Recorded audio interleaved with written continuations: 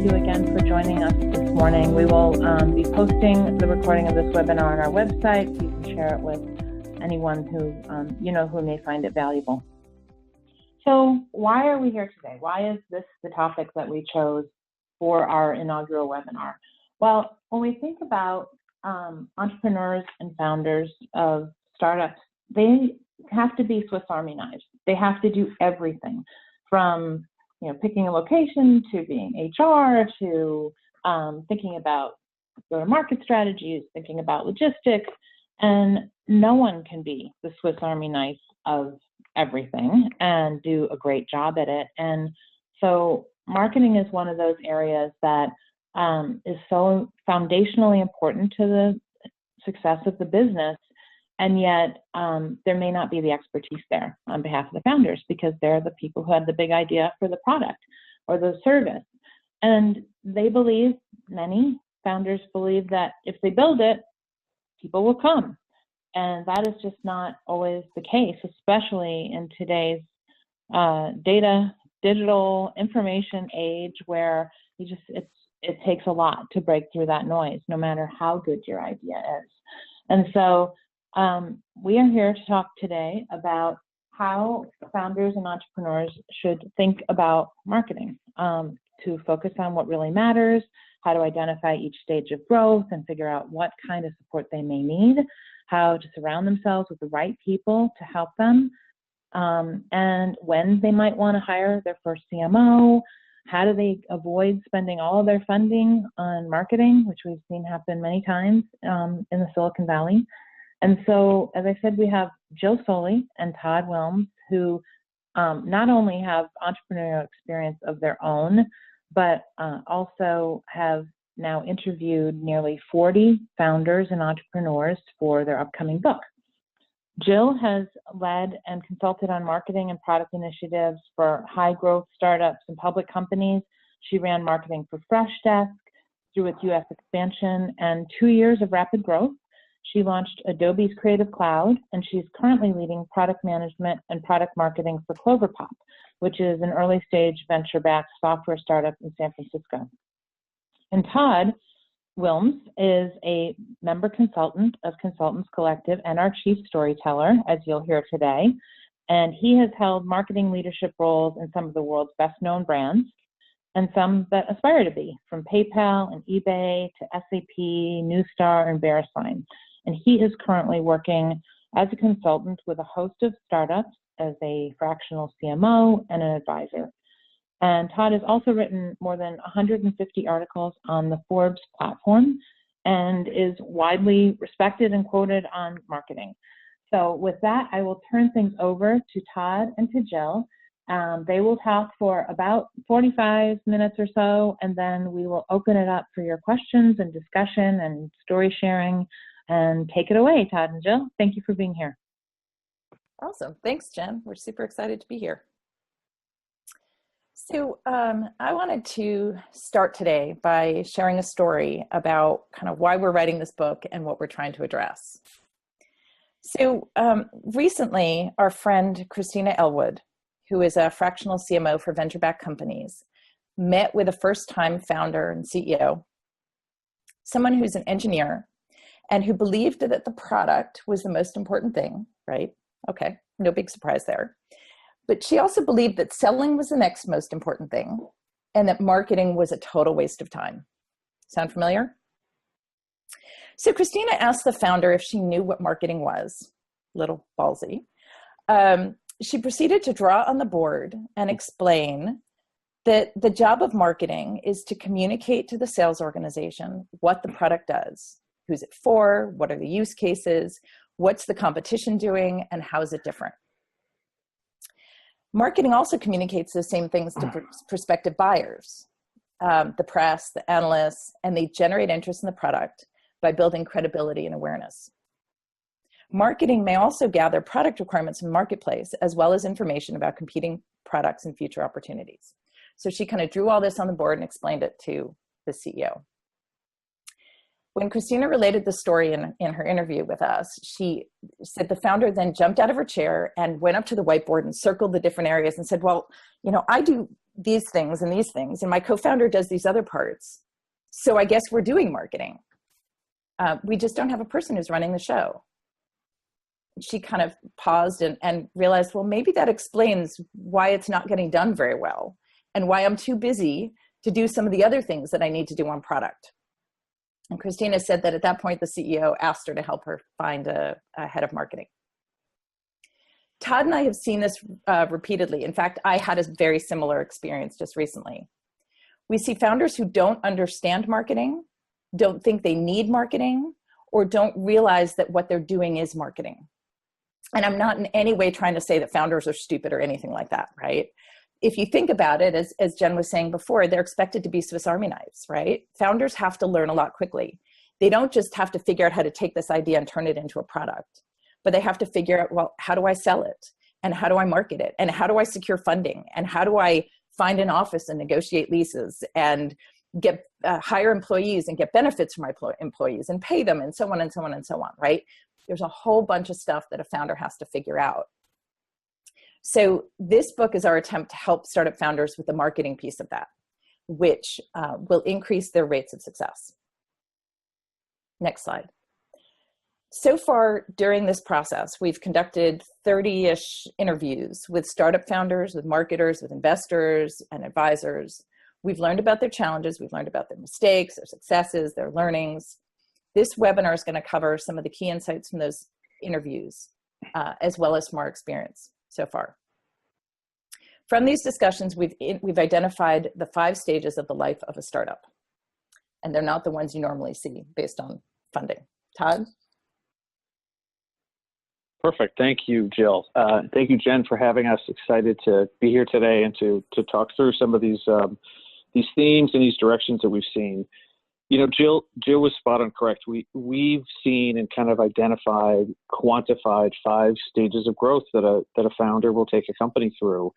And what's typical and what most organizations hear is the investor-led plateaus, the investor-led stages that an organization will go through. And so we frequently hear our founders, when we talk to them, well, where are you? Or what stage are you in? Oh, well, we're in our X round. We're in our A, we've got our B, we're approaching C, we're bootstrapping, but it's all about the funding. And while that's valuable for organizations and certainly valuable from the investor's perspective, it definitely puts the investors in the driver's seat and changes the dynamic of how the company is going and growing. And what we've seen oftentimes is, you get these organizations that will be in a certain position, they'll get around, and all of a sudden the game will completely, dramatically, dynamically change for the marketing organization. It's kind of like we're walking, we're stopping. Now we're growing, faster. And it's hard for the marketing organization. It's hard for any organization to maintain those kind of speeds. And so what we looked at is, what are the real distinct stages of growth for an organization? And while we could do an entire webinar on just these 5 stages, what we're going to focus on is how these stages have led us to 5 sort of distinct questions, themes that we've seen. So the first is this idea of proving the idea. This starts at the earliest stages where organizations start to think about how they take that first great idea, that's something that they thought of at a Starbucks, this anxiety that they've had in the marketplace, this thing that they think, mousetrap that could be built better. And how do you start going in and actually finding funding for that and finding confidants and confederates to come in and work with you? And the marketing starts at those earliest stages. The first time you create a pitch deck, the first time you create a deck to go get your first round of funding, to go talk to an angel or a seed, the first time you go to hire your first employee or to bring your best friend on board, you're starting to prove this idea, and that's marketing. And it's marketing in its earliest, most nascent stages, but it is marketing. And then as you continue to grow and grow, you now start to prove the product. Well, now you've got this product, and you've got to decide if there's a fit in the marketplace for that product. And as you go to look, and I'm sorry, if we could mute the phones, it seems like we've got some background noise. That'd be great. Thank you. Okay. So as you start to prove the product and you look in the marketplace to see what actually is out there, most organizations, most founders will go in and build a product and realize that they have this amazing product. They want to see it grow in the marketplace, but they don't really find its place in the market. And typically what we call this is it's a product, a solution in search of a problem. That we've built something really amazing, and now you're trying to find the place that it has in the world. And then the next is, this prove the business. Typically what we find is now you've proven a product, you've got a market, you know where you want to go.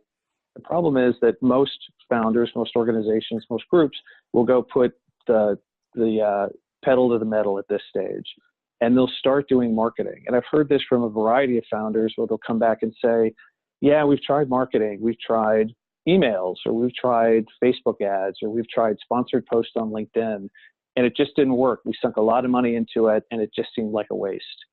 Well, to some degree, this is like saying you're going to go and do broad shorts and surfboards and skateboards on the Hallmark Channel. That's just not the right place to promote your wares. It's not the right channel for you. And so oftentimes what happens is businesses start to go in and wildly start putting dollars down towards marketing and realize that it's in the wrong direction. And then the last piece is scale the business. After you've gone in and tested and iterate, now here's where you can step on the gas and you can make smart decisions about where your marketing dollars or investments are made, and you can actually scale and grow the business in the correct way. And then for every beginning, there's an end, there's an exit. Now the founder may decide to go on and take a different role within the organization. You may continue to maintain it as a private entity. You may go public, you may go IPO, you may get it acquired. There's a whole different set of options here on where the exit is. But founders have to start preparing, even at those earliest stages, for what those possible exits may look like. And oftentimes, founders get to that stage and find themselves somewhat flat-footed, unaware that they could have been doing things at earlier stages that would have set them up for better success at the exit. So as I said, we could spend an entire webinar just on these stages. And in fact, this is the crux of much of the book. What we wanted to do was to walk through some sort of key learnings, some takeaways that you could all take with you that we would find valuable for marketers or for founders or for people supporting those groups as you start to think about the growth stages of your organization and some of the challenges we see time and time again. So I'm going to take this first one, which is, what exactly is marketing? And it sounds kind of cute and simple and funny. And I think most people would look at this and go, okay, so we're going to get the definition of what marketing is, and we're going to get the dictionary, the textbook, the Webster's definition, blah, blah, blah. But that's not really what we were focusing on. I think there's a miscommunication, a misunderstanding, a misstep, a misalignment. There's just many misses when it comes to the relationship between founder and marketer. Now, there's certainly exceptions, and there's some very healthy relationships, but I think there's times where the two groups just don't speak well together or misunderstand each other at the earliest stages. And I think there's some misunderstandings too, especially if we've got organizations that are very venture-backed, investor-backed on what the definition of marketing is. And, there's a reason why this particular pony is stamped with this concept of leads. So I think many people think of marketing as just the lead gen organization, and which is why marketing gets snapped on at the end. You build a product, you build your organization, and now you're ready to go. And so you just want leads, and you turn to the marketing organization and say, give me leads. And that is all too common, certainly here in Silicon Valley. It's all too common as we've talked to companies in the heartland, we've talked to companies on the coast, we've talked to companies internationally. This idea of now give me leads is all too common. And I think that's a real misstep for organizations, and it's a real misstep for founders, and it's certainly a misstep, and it puts marketing in terrible footing and not a great place to help the organization. So what we really started looking at is we came up with sort of three things here for marketing.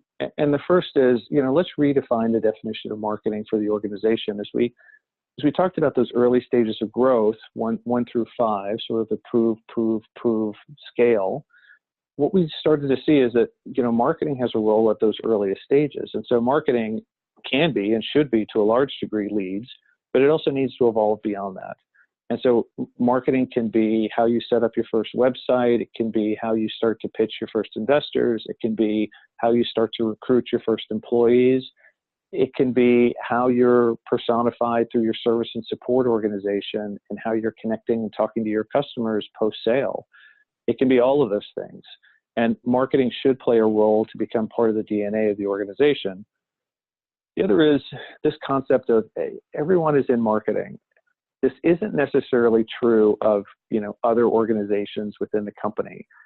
I don't often hear people say, gee, I'm really going to question why it took our accounting team, our finance team 45 days to close the books. Most people don't see themselves as accountants, but everybody sees themselves as a marketer. And that's not a bad thing. That actually can work very well for the marketing organization. But everyone has an opinion about how the company should be branded and positioned. There's always a story of, I've got a friend at another company who did this, and why aren't we? Another competitor is positioning themselves this way. Why aren't we doing that? Why aren't we at this show? Why don't we have this, billboard on the 101, et cetera? It's because people care about the company, and marketing is the personification of that company. So I think it's important for everyone to understand that marketing plays a role across the DNA of the organization, and not just as a marketing department. And so this one thing that we'd leave you with on this particular point is, instead of trying to redefine marketing, think of it simply as this very simple idea. How does this help me connect to my customer?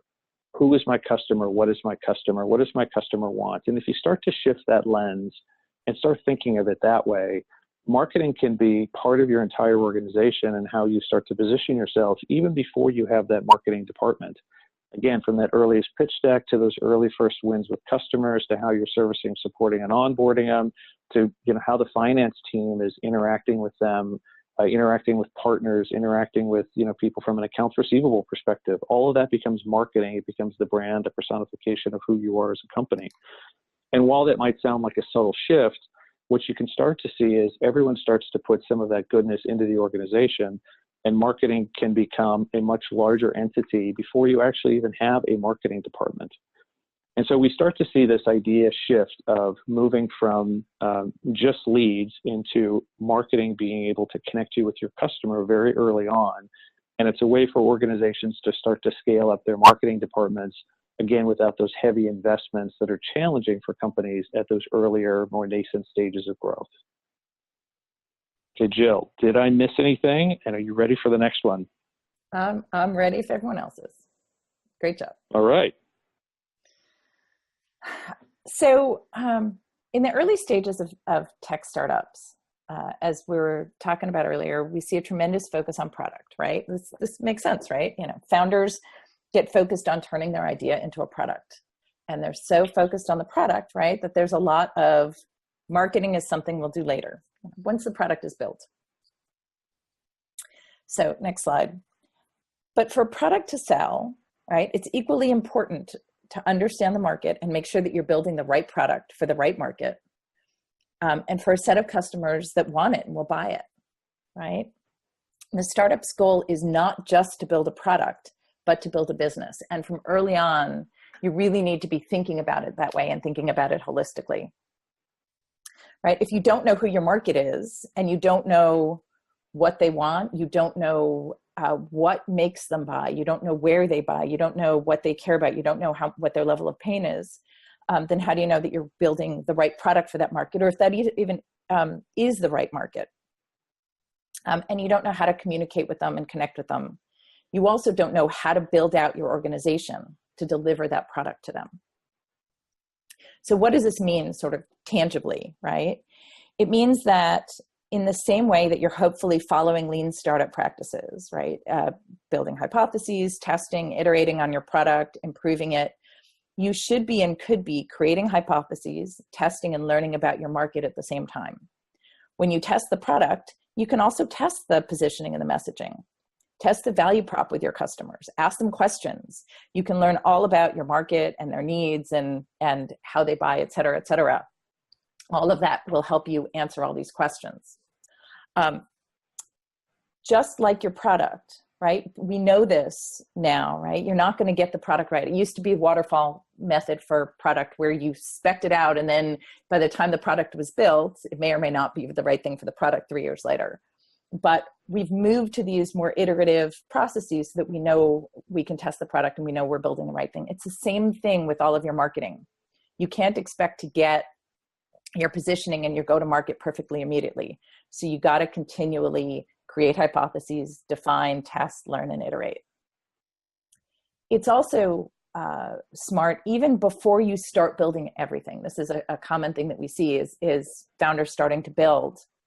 Before you start first line of code, you can start doing market research and really testing your ideas with the market. There are a whole bunch of different ways to do this, right? From in-person testing to online surveys, et cetera. And you can learn about your market and test your hypotheses and the levels of pain and really figure out who your product is for and whether there's enough of a market there before you even start coding. We've found VCs totally recognize this. So this early research can help not only de-risk your venture, but can also help you convince investors to invest in your business. Because they see it, they can tell, they see a lot of, we've heard from VCs through our interviews, they see a lot of founders who, they talk to one person or based on their experience, blah, blah, blah. And they can really see the difference between that and, well, we've gone out and we've really tested this in the market and we've, done all these different things to test it. And here's what we've learned, right? That markedly increases confidence. So the two key takeaways here are, one, test early and often, right? Do market research before you start building so you know you have a business and you know where to focus. And just test and learn, test and learn, test and learn, right? That's how you know how to invest. Todd? Excellent. Okay. Now we'll move on to too much too quick. So, we talked about this a little bit at the beginning, at the onset, and there's this natural tendency to go, go, go, go, go. And this is, what we often see is this ready, fire, aim approach that all organizations, and I don't think this is related or relegated just to founders, but all business leaders and executives want to see action, they want to see activity, they want to see growth. And we totally get it, we understand, and we're not immune to those pressures. But what we've seen oftentimes, and we've seen this repeat over and over and over again, is just sort of throwing money wildly at marketing, the pressures to go in and invest and start doing something instead of having a strategy behind that. And there needs to be a healthy balance here. You could go off, and I've seen companies go the other direction, where you do these, long brand analyses that take you 18 months in the marketplace to sort of define who yourself is. And it becomes a little bit of navel gazing, where the world is passing you by while you're trying to go through this exercise. That's not the right approach.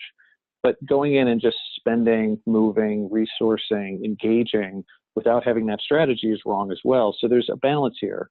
And part of what we've seen is, if you don't do this and you don't do this well, then here's the reaction. You spend money, marketing doesn't prove its worth, the marketing team becomes frustrated, the executives become frustrated with the marketing team, the resources start to leave, and now you have this idea in the company, in the culture, that marketing is ineffective. And for what it's done so far, it absolutely is. But it doesn't have to be that way, and there's a way to start to change this. So the first, we talked about the ready, fire, aim is all too common. That I think we can all agree we've seen.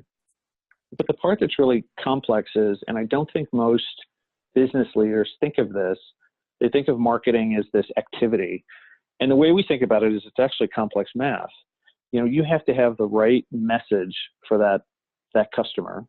You have to be in the right channel, right? Whether that's a digital channel, an online channel, an offline channel. Is it on Facebook? Is it on LinkedIn? Are you doing it on Twitter at all? It's got to be in the right format. Is this a blog? Is this a video? Is this an event? What's that format look like? How often do they need to see the message before they're going to interact with it? What's their number of exposures? What's the right time, the right place? How do you get in front of them with that? And then what's the date and time? Is this on the weekdays, weekends? I'll share one story that I've always thought was brilliant.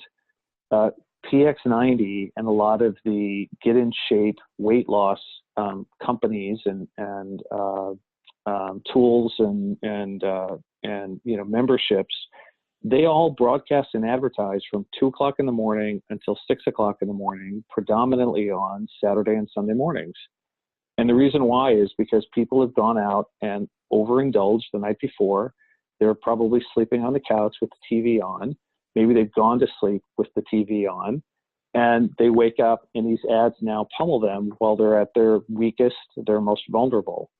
And PX90 and a few of the others have done very well with their subscriptions. Their numbers tick up dramatically in those time slots on the weekends. Don't hit people after work when they're thinking about going to go work or when they're thinking about going to go hit dinner. Think about them when they're lying on their couch, passed out, drunk from the night before, and they wake up and realize, I can't live like this anymore. And it works, and it's effective. And they found the message, the channel, the format, the number of times, and the date and time to connect with their customers. Now, that's a cute, somewhat light example, but I think it's the same example that most organizations need to get to, which is, do we know exactly what the best place, time, format, channel, et cetera, is to reach our folks? And so the idea here is, as you get to that stage, after Jill's talked about finding product market fit, you've got a product, you know where you are in the marketplace. Now you go in and start placing a series of small bets and testing and iterating and testing again. Start testing the message, start testing the channel, start testing the formats, start laying down very small bets on what that looks like. I'll share one quick example with a CMO or a CEO that I was working with as their interim CMO. And he asked what the budget was for a particular campaign. And I said, I wanted $5,000. And he said, well, that's a lot less than we've spent in the past and a lot less than others in your shoes have asked for.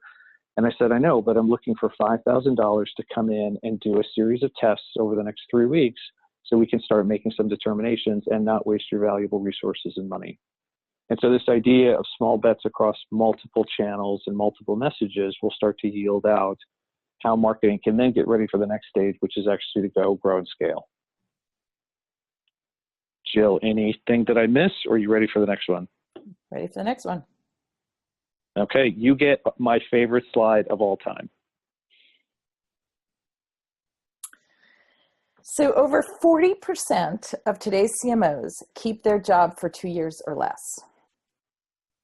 80% of CEOs say they don't trust their CMOs and they're just not impressed by their work done by their marketing organization, right? That's why this baby is older than the tenure of most CMOs.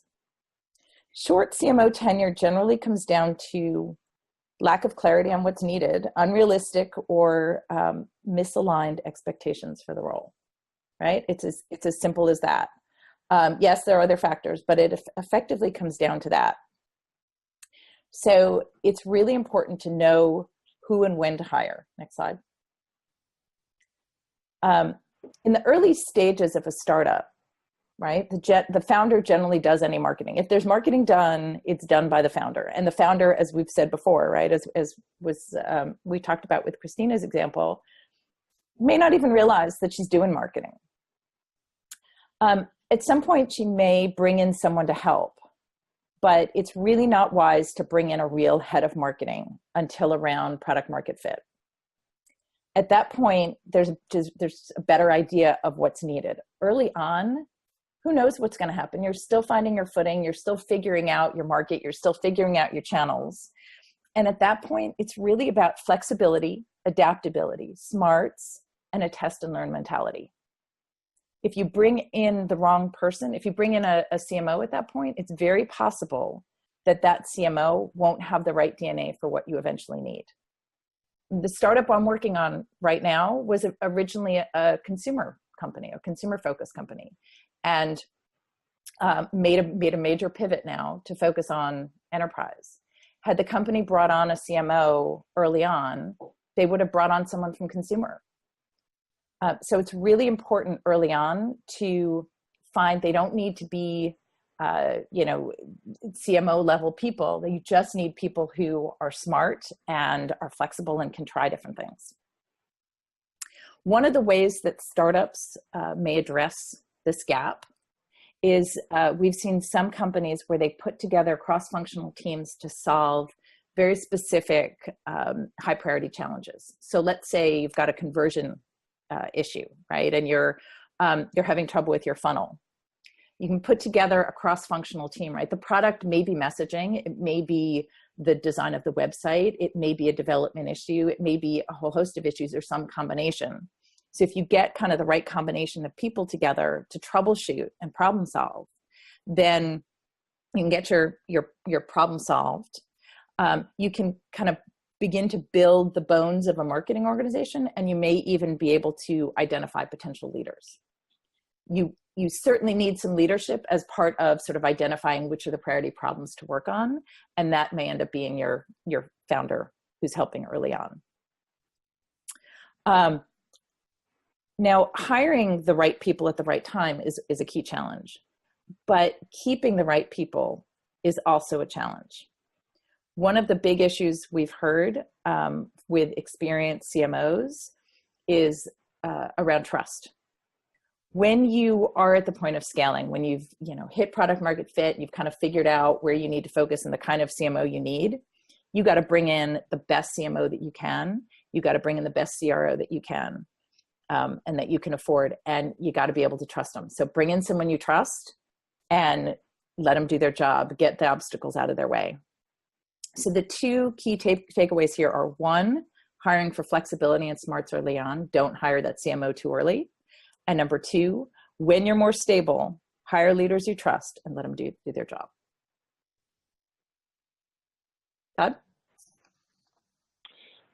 Yeah, and Jill, if you don't mind, I'll add a couple of things here that I think are really important, because this one is a real struggle, and you and I just heard this as a theme over and over and over again with people we've interviewed, is how to hire the right people and when to do it at the right time, and what does that look like.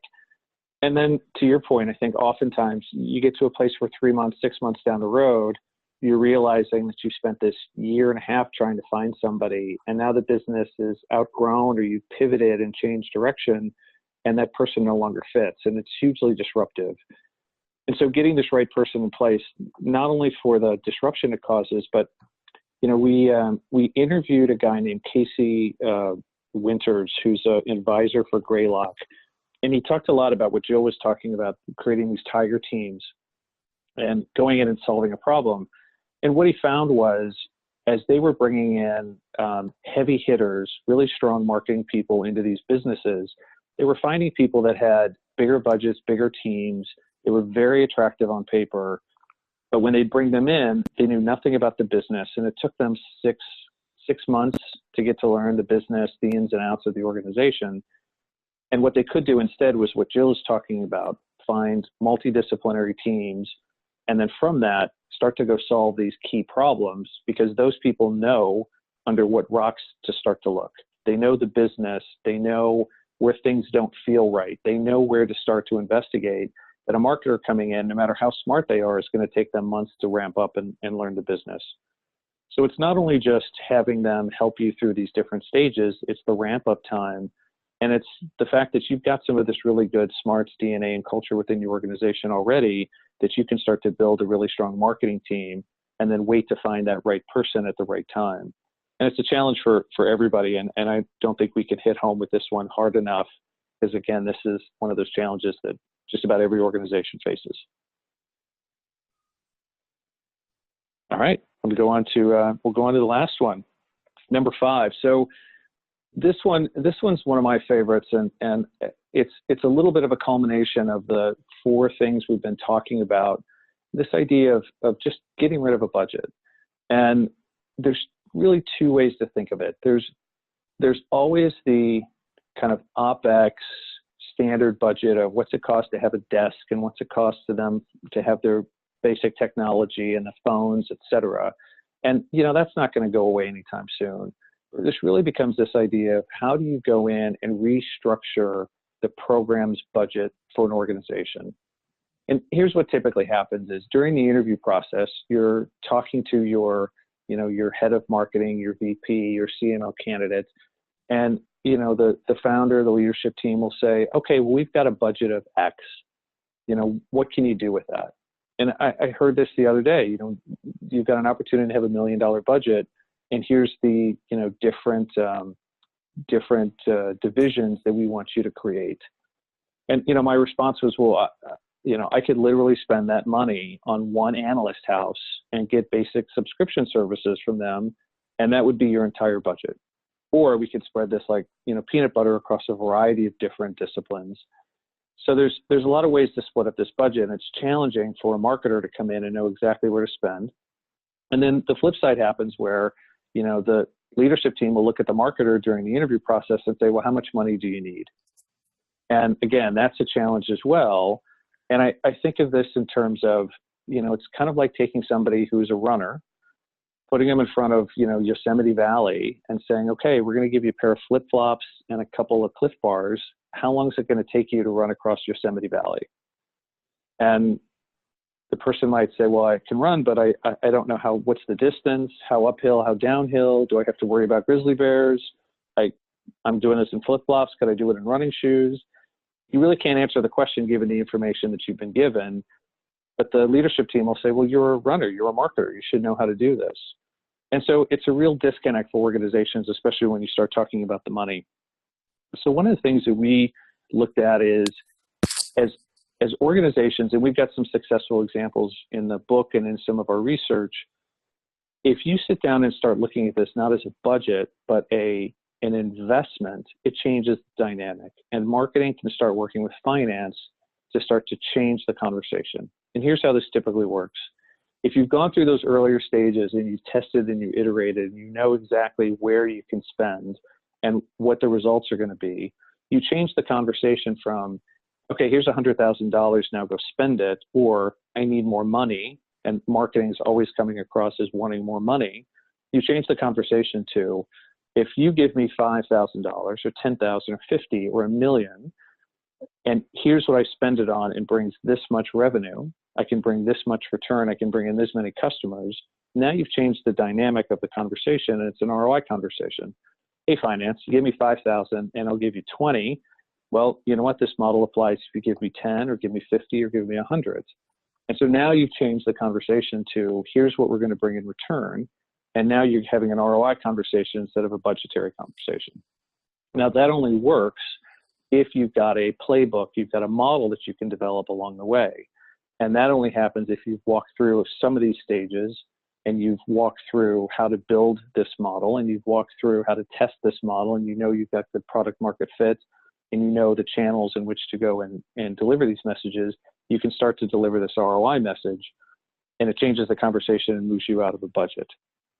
Now, I'll give you just one kind of quick example where we started to see this turn, working with a company, and they were starting to think about this whole process, and they said, well, whenever we buy a list, we get 2 customers.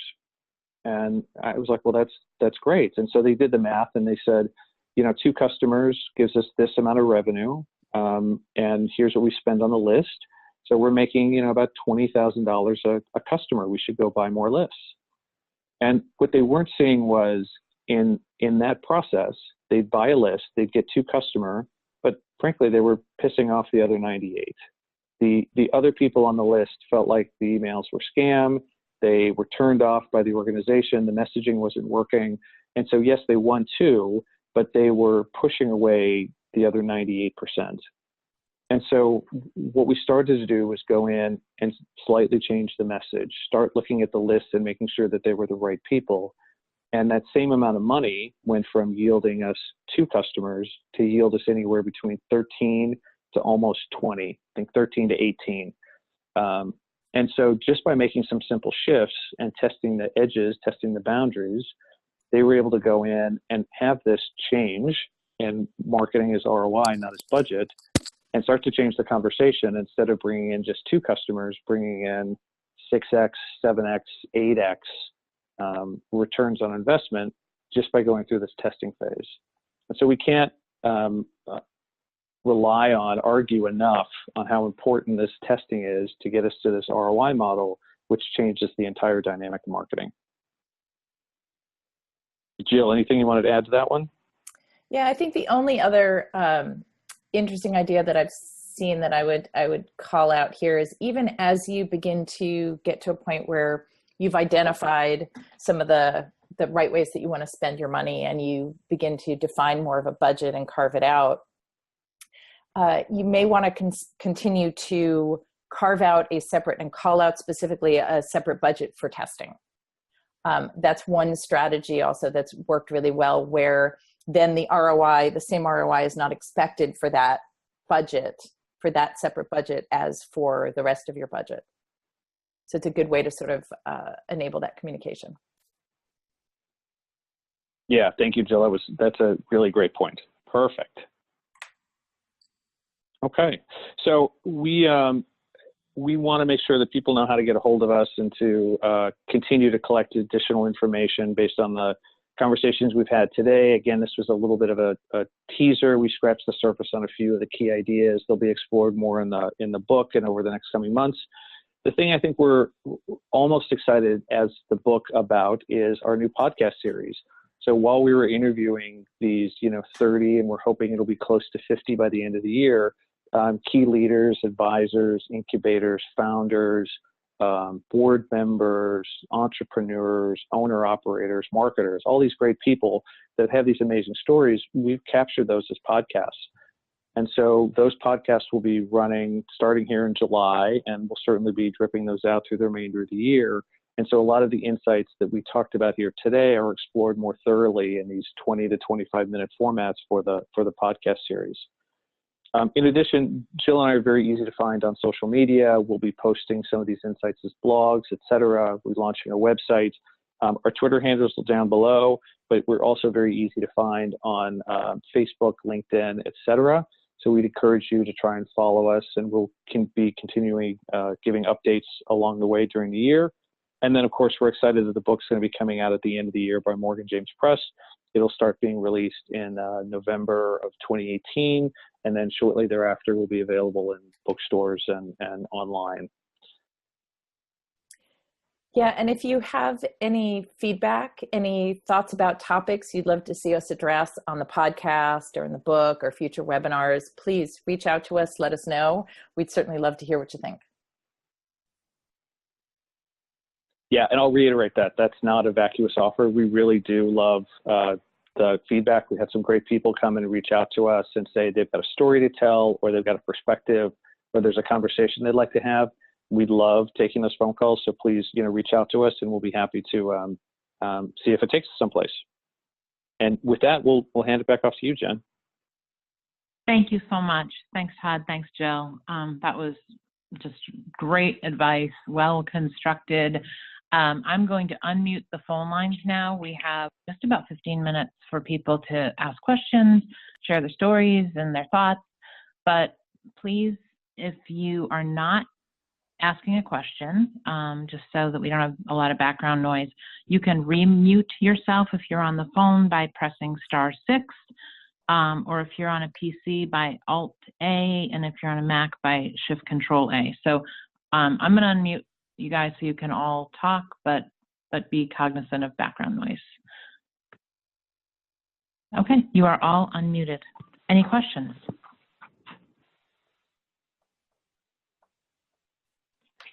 Well, I will kick off with a question.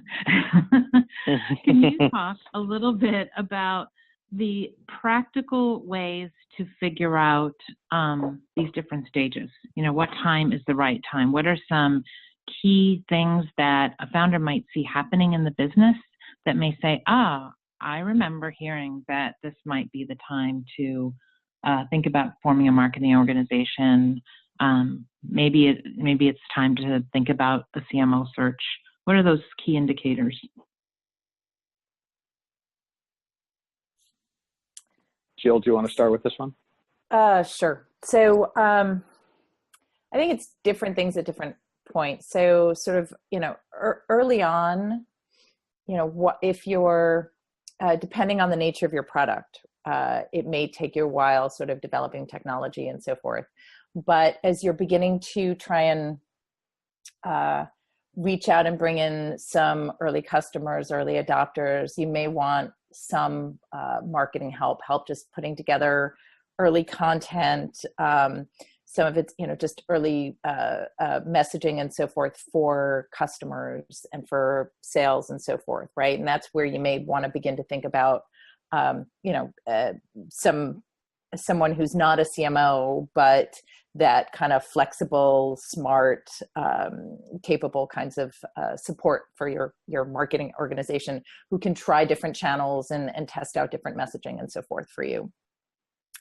I think the when you want to hire a more senior leader, someone with more experience, is, and you'll kind of feel it out along the way between then and sort of that later point, based on just what the amount of work that has to be done and the kind of priorities of your organization. But in terms of sort of when to bring in a more senior leader, I think it's really around product market fit. And this is kind of an interesting one, because there's this question of sort of how do you know when you're a product market fit?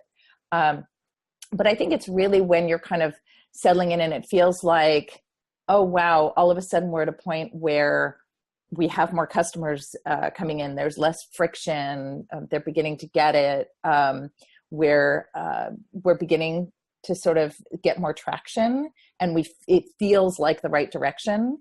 And you're getting a little more stable in, oh yeah, okay, so this seems like we're now focusing on kind of the right segment of customers, that this is the right direction for the business. But maybe, you're certainly going to have still more things to figure out, but you want to begin to sort of optimize and focus and get it right some more. I think that's the point when you may want to bring in a more senior leader, someone who can really sort of help you up-level your marketing a bit. Does that kind of make sense? Absolutely. Todd, anything you want to add? Jen, yeah, the thing that I'll add is, so what was interesting for Jill and I is when we first started this project, this was going to be either a very long blog or an ebook. And when we sat down and started looking at the nuances of organizations, let's face it, somebody who's an enterprise company that's selling to 10 decision makers over an 18-month period versus somebody who's selling points of sale or something that's more impulse buy online, very, very different. Someone who's bootstrapped versus someone who has $100 million, $150 million in venture funding. Again, very different models. So the challenge was to answer, how do you know when you're at those stages against all those different variables? And they vary widely. I think the thing that we came down to, which is what we showed in that earlier slide about those 5 distinct stages, when you've got an idea that now fits in the marketplace, then you start going into what Jill was describing as the product market fit. Do you know how big that market is? Do you have a sense of who your serviceable, addressable customers are, your SAM analysis? How many people can we actually tackle in the marketplace? It might be a $4 billion marketplace, but how many people can we actually address in that and could be serviced by this product or this great idea that we have? Now you start to know who you're going after. Now you start to go into this test and iterate. Do we have a sense of what our messages are and how to find the right fit for our messaging? And then once that happens, now you go in and put the pedal to the gas and start really building and growing that business. Start expanding at scale. And now you're going to get somebody in here who knows how to test and measure and analyze, and you become more of a quote unquote data-driven organization. So all those things are really exciting at each of those stages. But you've got to make it through each one before you go to the next. And I think the bigger folly is when people feel like that there's a shortcut. I've got this great idea, and now I'm going to start to market wildly and go after something. And that's where we start to see those mistakes. Marketing doesn't become effective. The founders get frustrated. The teams start to lose faith. They feel like this isn't going to be the company they thought it was going to be. You start losing talent. And so those shortcuts typically, in fact, almost always, yield some sort of negative impact by not walking through those general stages and making smart decisions at each one. Great, thanks. Any additional questions?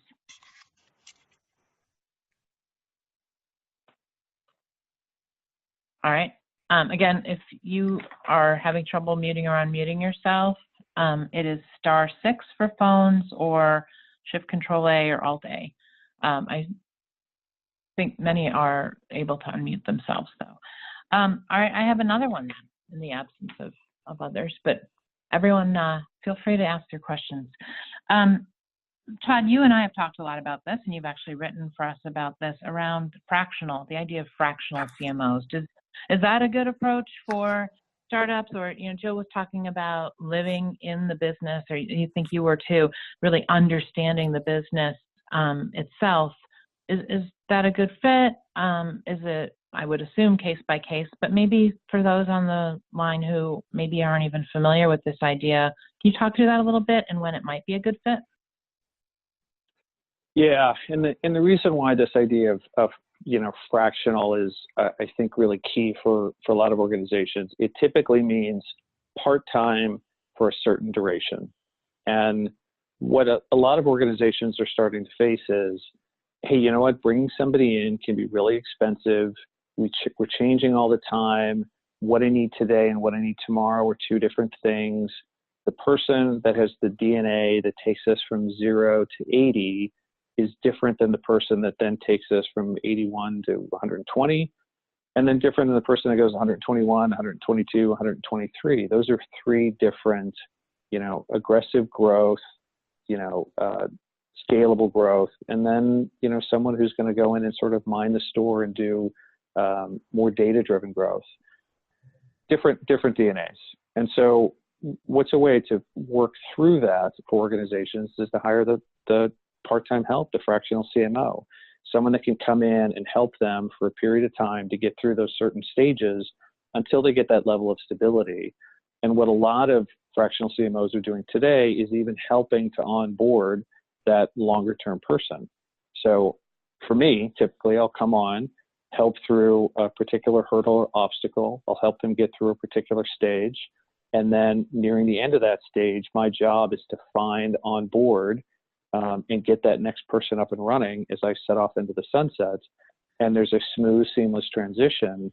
They can get high quality help without having to have somebody that is awkwardly sticking around, or someone that they have to then fire and disrupt in the organization. And they can bring somebody on board and do it for a fraction of the cost. So I think the model works really well for some people. For some, it's still uncomfortable, and there's some conversations to be had there. But I'm finding more and more companies are coming around this idea of fractional assistance. Good question. Thank you for asking it, Jen. Thank you. All right. Any other questions? Okay, I'm going to ask one more. I have seen this happen not just at startups, but even pretty mature organizations where the CEO will say, well, we don't really need marketing. We don't really need a CMO. We don't need a marketing organization because we have sales. And sales really does the marketing too, because in the end, it's all about sales. So how do you have that conversation with a CEO that to help educate them about the importance of sales marketing alignment, the differentiation between sales and marketing, and making them understand that marketing can help sales be more successful, and it's not the same?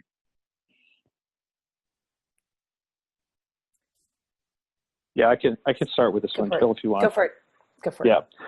So the first question I'd ask is, what do you want your salespeople doing?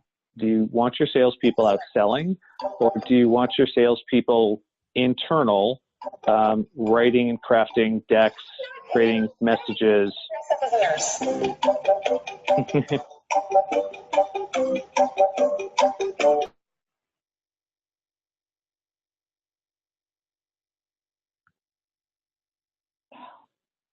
There we go. I was dancing along to that while we were speaking. So yeah, I'll go right back to it. Do you want your salespeople out there crafting decks and creating messaging and writing campaigns and doing Facebook ads, or do you want them out there selling, talking to customers, getting on the phone, visiting customers, etc.?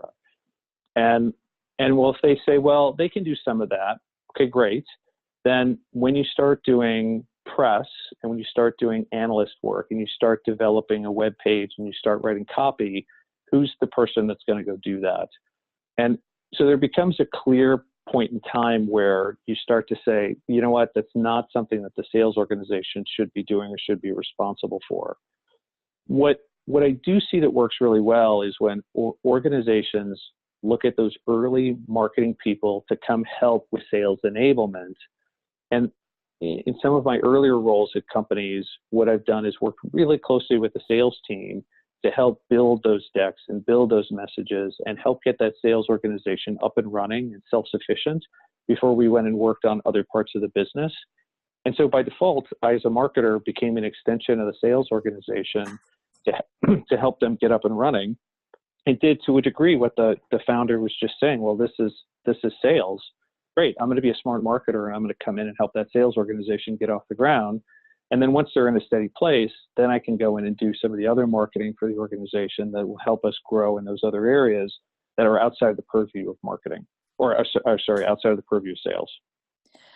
Well, and I think that's a great way to show traction and show value early on, because, you know, sales is driving the leads and driving revenue for the business. And to Todd's point earlier about should sales be putting together the messaging and putting together decks and putting together one-pagers and stuff, sure, you can have them do it. Sometimes they have that skill set. Sometimes they don't have that skill set. And if you have people who have experience and strong capabilities in an area doing it, it may actually up your impact and up your success rate of that content of your sales organization. So you can show that traction, you can show that value by helping sales first and then expanding into driving leads to them and driving awareness and all the other sort of longer term things. Great. Thank you both so much. With that, we have reached the end of our webinar. As I mentioned at the beginning, for everyone on the line, we have recorded this. We will share the link with you, and you can feel free to share it with others. Thank you so much, Todd and Jill, for your time today. Thank everyone who has joined today. We hope you found this webinar valuable. We'll be doing these about every other month. So if you have any ideas for topics that you would like us to cover, please email me. As Todd and Jill said, please give them your feedback as well. And I hope you have a great day. Thanks so much. Bye-bye. Thank you.